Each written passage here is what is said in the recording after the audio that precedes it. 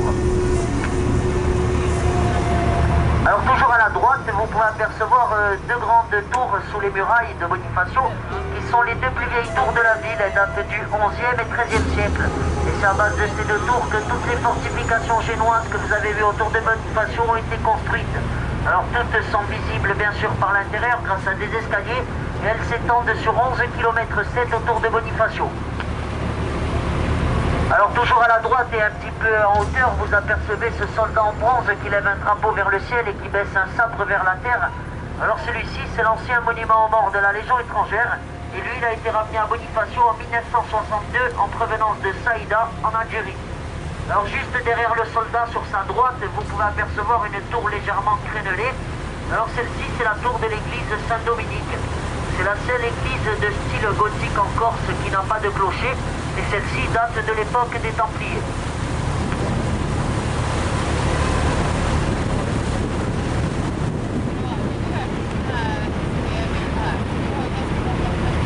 Ville de Bonifacio. Alors celle-ci, elle a été bauchée il y a plus de 2000 ans de ça par des esclaves romains sur un petit îlot qui se trouve entre la Sardaigne et la Corse et qui se prénomme l'îlot Sambaïse.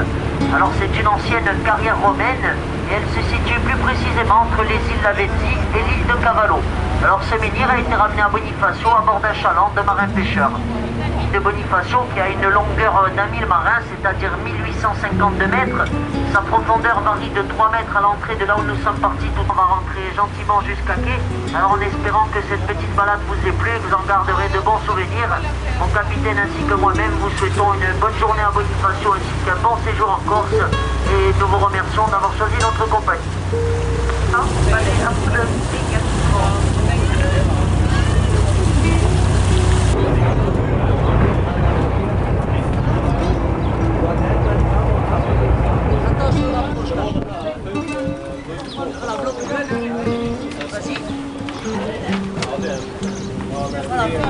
För att komma upp i Citadellen så fortsätter man bort längs hamnen tills man kommer till en ganska brant trappa som leder upp till Citadellen.